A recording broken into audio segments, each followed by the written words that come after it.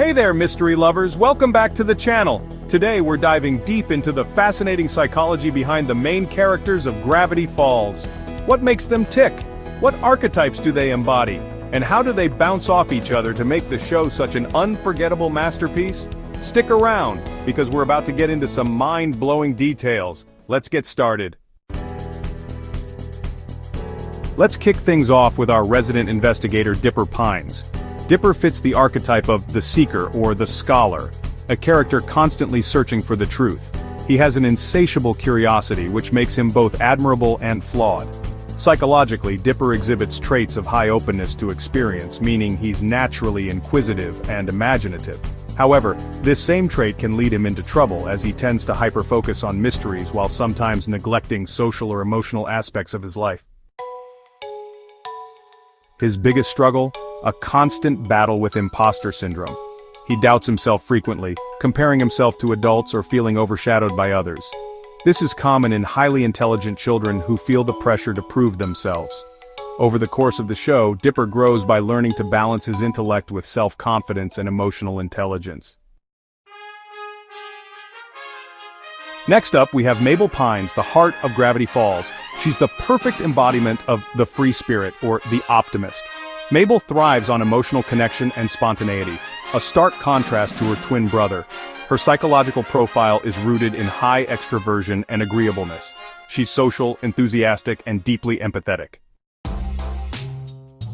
One of Mabel's defining traits is her struggle with change.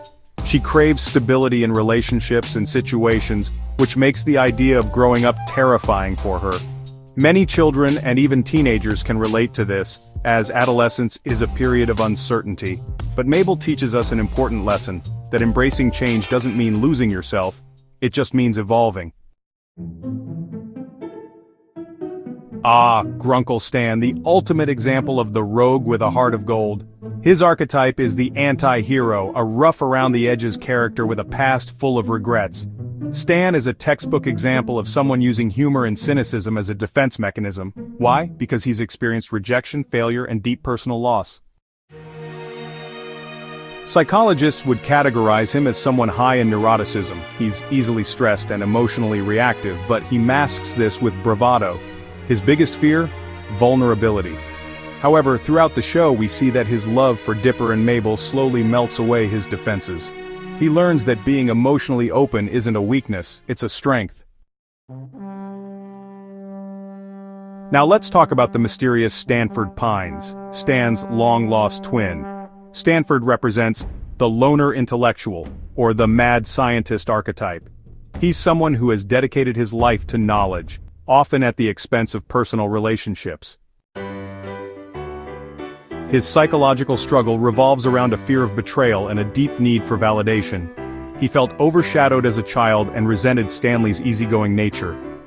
This led him to isolate himself, a classic example of a person with avoidant attachment tendencies. Over time he learns that intelligence and discovery mean little without people to share them with. Who doesn't love Seuss? He's the gentle giant and loyal sidekick archetype. Seuss may not be the brightest bulb out there, but he makes up for his downsides through his use of emotional intelligence. He's kind, nurturing, and effortlessly positive. Despite his seemingly simple demeanor, Seuss exhibits signs of deep emotional resilience. He grew up without a strong father figure, yet he remains one of the most well-adjusted characters in the series. Why? Because he's built a support system. His story highlights the importance of chosen family and how kindness can be just as powerful as intelligence or strength. Next, we have the effortlessly cool Wendy Corduroy, who represents the rebel and the slacker archetype. Wendy exudes confidence, but her laid-back attitude is also a defense mechanism.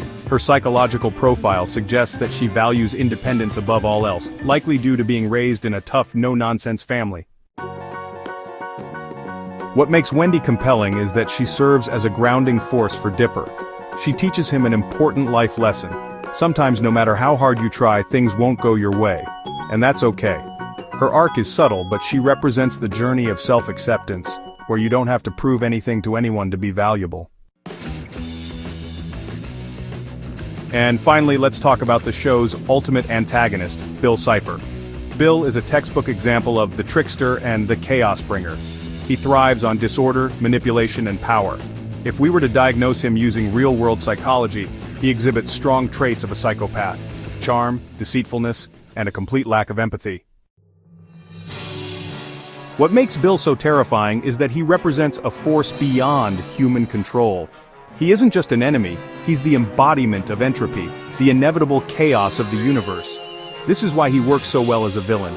He exploits the character's weaknesses, whether it's Dipper's need for knowledge, Mabel's fear of change, or Stan's hidden insecurities. So there you have it. Gravity Falls isn't just a great mystery show, it's a deep psychological exploration of its characters. Each one is carefully crafted with strengths, weaknesses, and complex inner struggles that make them feel real. Their contrasting archetypes create natural tension and balance, making the show as engaging as it is emotional. Which character's psychology do you relate to the most? Let me know in the comments, and if you enjoyed this deep dive, make sure to like and subscribe for more fun facts. Until next time, keep exploring the mysteries of the mind.